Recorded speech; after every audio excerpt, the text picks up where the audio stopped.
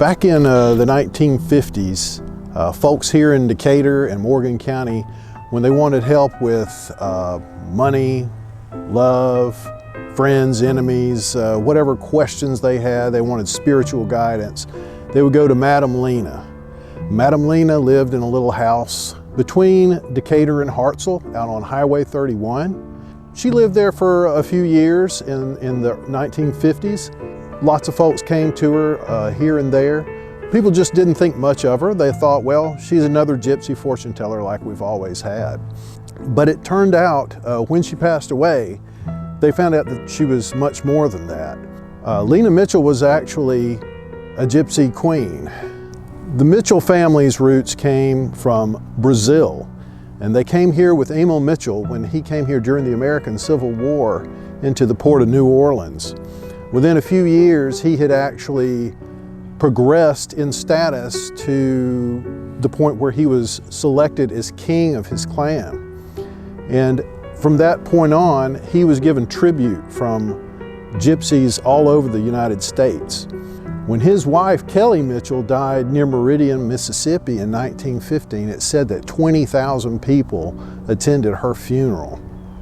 Well, by the time Lena came around, her status was much less understood by the people around her, but when Lewis Pinky Brown of Brown's Funeral Home was directed to escort the body back to his funeral home here in Decatur, he soon found out that there was more to the story than met the eye initially.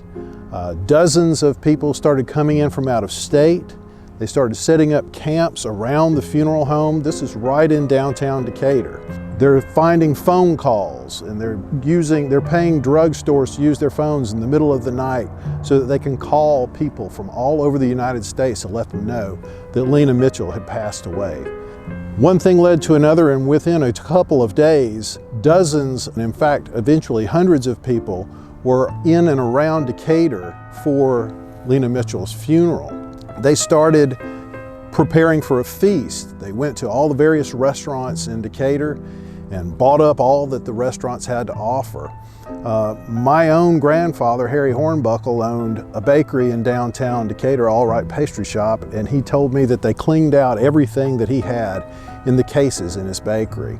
So after this festivity, the feast, the St. Anne's Catholic priest came to say prayers over Lena Mitchell there at Brown's Funeral Home. But when the time came for everyone to go to Huntsville for the funeral, there was a caravan of hundreds of people who went all the way slowly to Huntsville and down through Huntsville to Maple Hill Cemetery, where she was to be laid to rest. And hundreds more attended the funeral when they got there. The mourners showered the casket with silver coins and other gifts. They poured fruit juice around the ground as an offering. And we don't know exactly how the grave was closed up, but if it's anything like King Emil's or Queen Kelly's, they also made an effort to secure the vault with bars and concrete to prevent anyone from desecrating the grave. I think it was said that Lena really had the gift of second sight. Even amongst gypsies, only certain ones are allowed the privilege of actually opening up their own palm reading business. Of course, we know that a lot of people say there were charlatans this way and that way, but Lena herself was really trusted by a lot of the people around here. And her visions and her palm readings were said to be more accurate. People got a glimpse into the beyond when Lena would read their palm.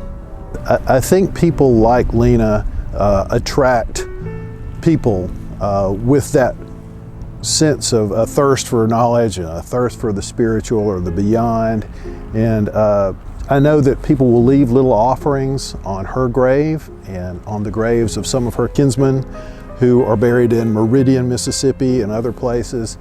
And I think that it's that connection to something beyond us. It's a connection to the unknown and to the spiritual. And some people think that it's just something that can give us an edge in life, to have that some piece of knowledge that others don't have, whether it's astrology or consulting with spirits or tarot cards or palm reading. And I think even people who maybe don't believe it still have some sense of it's just a little tingle that we get when we see these things that can't be explained, and you know, it's just it's fun to think about, especially this time of year, I think. But